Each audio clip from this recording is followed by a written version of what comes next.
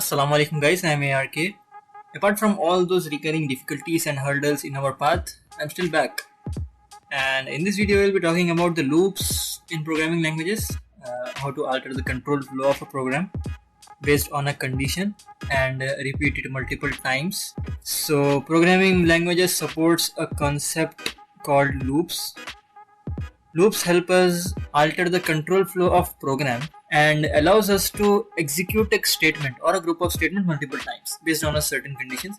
So you can see a general general flow chart of a loop. We need to give a condition. A condition can be an expression or a variable or anything. So we need to check a condition, and if that condition is true, then some conditional code, some statements or group of statements will be executed, and then this process will continue until the condition becomes false. And once the condition is false, the loop exits. So this is the basic idea of loops. So there are basically two types of loops supported by Python, that is while loop and for loop.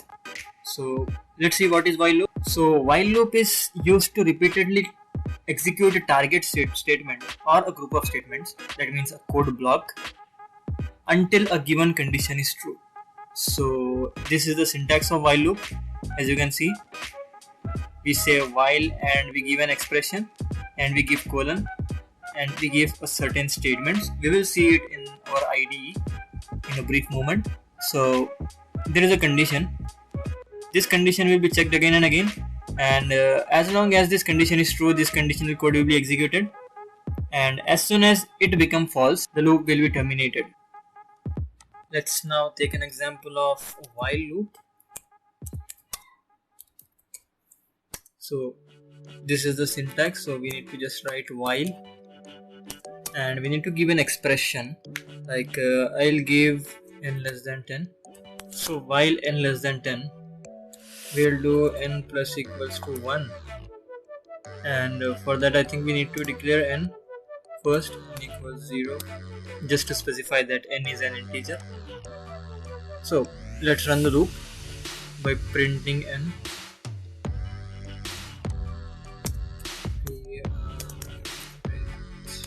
N.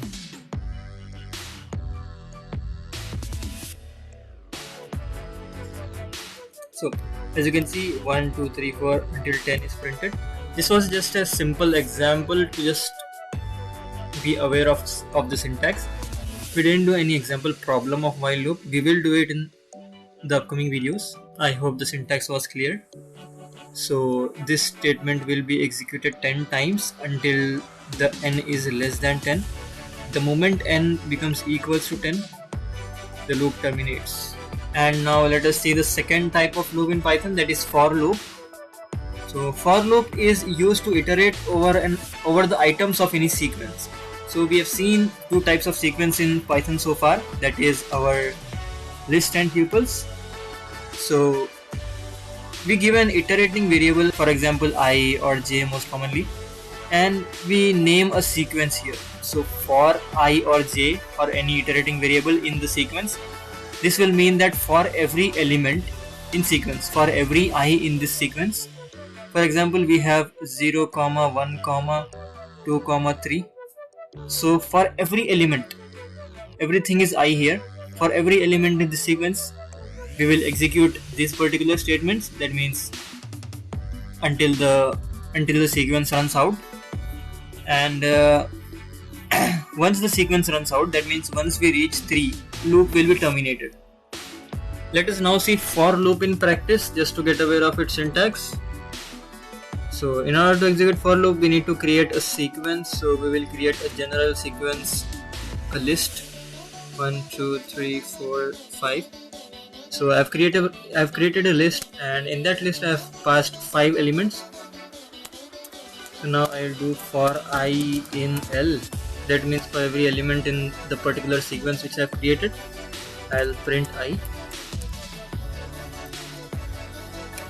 And just for better understanding, we will create a sum variable which will initialize to 0, just to specify that it is an integer, and we will keep on adding I to sum plus equals to I. So I hope you remember the function of plus equals to. and after the loop we'll just print sum.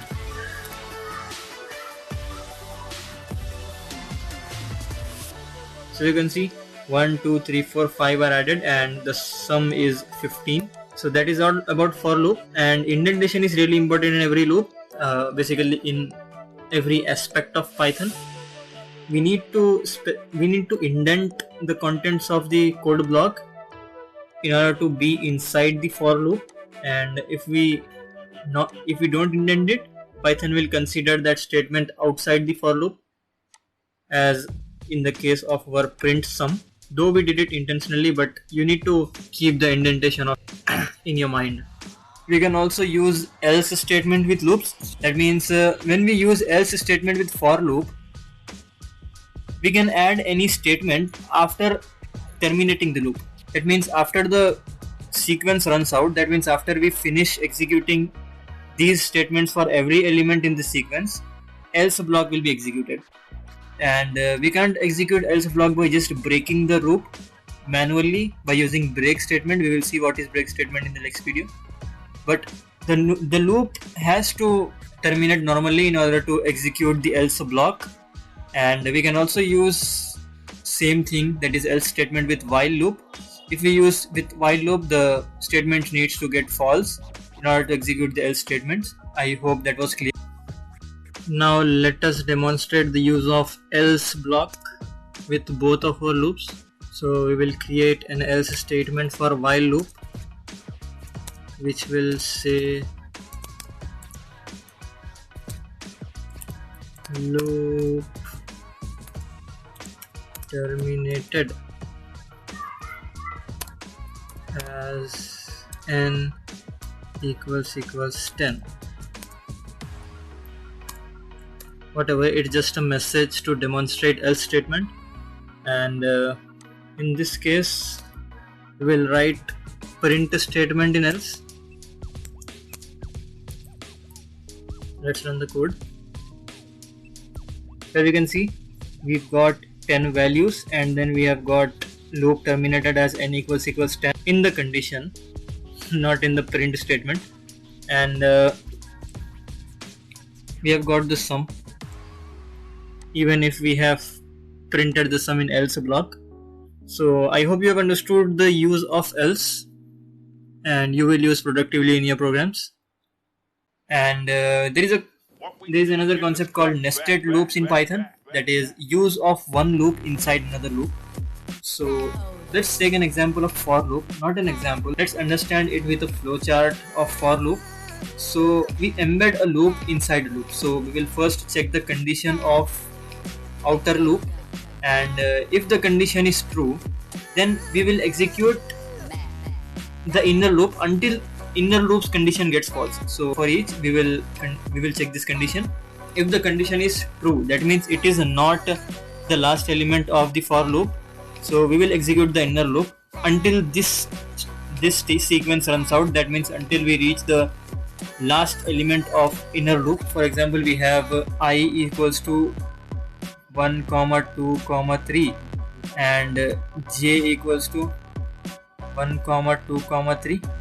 Then if you want to print each element, first 1 will be printed, and then 1, 2, 3 will be printed for 1, 2, 3, and then once this sequence runs out, the sequence for inner loop runs out, then we reach to the outer loop, that is to check the condition if it is still in the sequence, and for the digit 2 again 1, 2, 3 will be printed. In simple words, we can say that until the outer loop becomes false for its every value, the inner loop will be completely executed, and once the outer loop becomes false, we will go to else statements, or we can just terminate the loop and execute the rest of the statements in our program.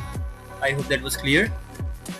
Now let us wind this video up by seeing an example, a demonstration of nested loop using for loop. So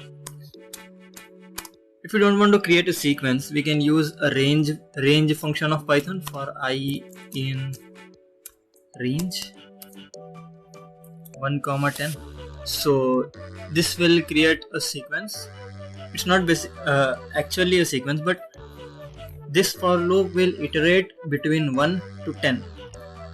So for I in range 1 to 10, and in inside it we will say for j in range 1 to 10,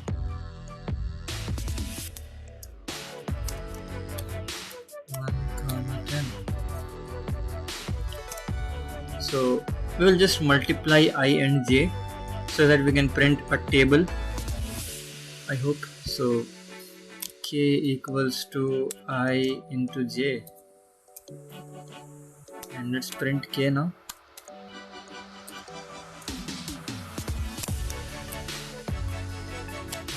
K, comma, and we have end function, not a function, but we will specify this to print something after every element, after every time we print k. So we'll print line and spaces, and in order to change the line for every iteration for outer loop, we'll just print something, some empty value. I have done an indentation mistake.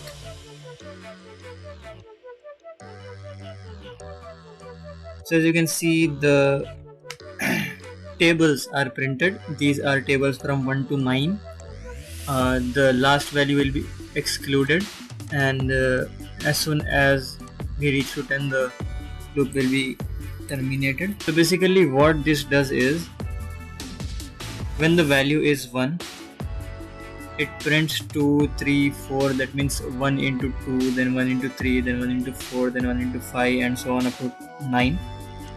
Last will be just the last value will be excluded, and the same thing for second iteration of outer loop, and so on. Eventually for the last iteration of the outer loop, the last value will be excluded.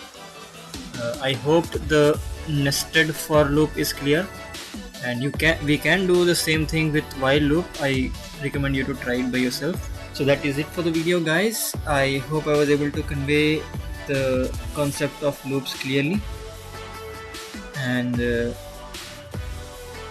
I have nothing to say. I'm sorry for getting late, and I may be inconsistent in the future too, and for that I'm sorry in advance. I'll see you in the next one.